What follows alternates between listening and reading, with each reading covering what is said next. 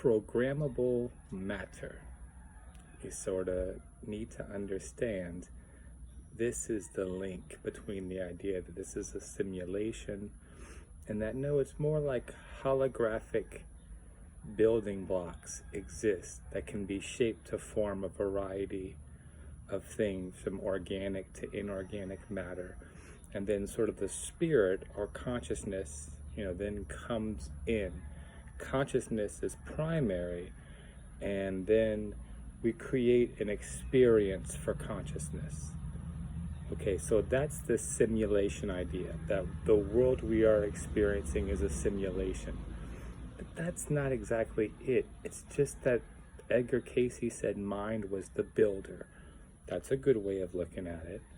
You may look, Max Planck says ultimately there's no such thing as atoms, molecules, or especially not atoms and electrons. They dance into and out of existence, especially the electrons and the photons. And that's what we're seeing now with this new programmable matter at the nanoscale, the quantum dot. It can be in existence and out of existence, like the UFO. It comes into our reality, it goes out of our reality. Interdimensional.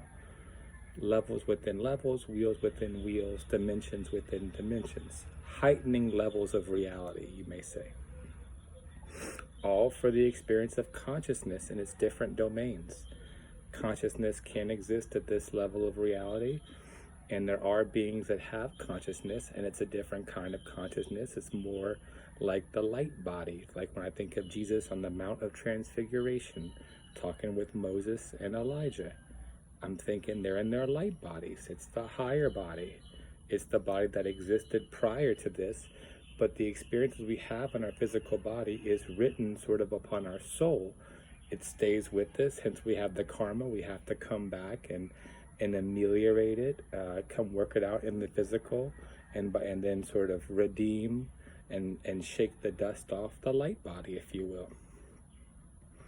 That's the real sort of nature of reality. It is a simulation, it is an illusion, it is designed to grow consciousness, to be companions of the one divine creator.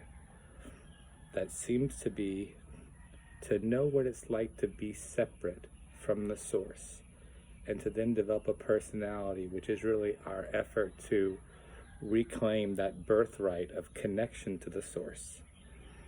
It's really that simple. It's just that we're all doing it, and so we're competing like plants for the light or like children for attention. Fame in the brain. We even have a female and a male part of the brain. And the female part, the right hemisphere, came first, so she is intuitively aware of the real nature of the soul and the things that we're keeping from ourselves. But the male part is the ego part. That's the part that has the language and the logic, but can also make a lot of inconvenient truths and block reality and smear other people and blame other people and deny the truth because we don't want to give up surrender control in the brain, which is what depression feels like when your left brain surrenders back to your right brain. So your right brain can help to reprogram the left brain for the things that you're going to need to be doing because you're learning, and you designed yourself. Sometimes you have to give yourself an update, and you have the higher self that can update and work on you through your dreams.